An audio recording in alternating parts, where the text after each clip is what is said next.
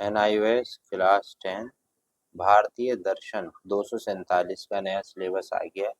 जो बच्चे अप्रैल या अक्टूबर में एग्ज़ाम दे रहे हैं उनके लिए बड़ी खुशखबरी है। ये टोटल लेसन्स थे पहले 25, उसमें से TMA में आपके 9 लेसन आए थे, वो अब फाइनल एग्ज़ाम में पब्लिक एग्ज़ाम में नहीं आएंगे।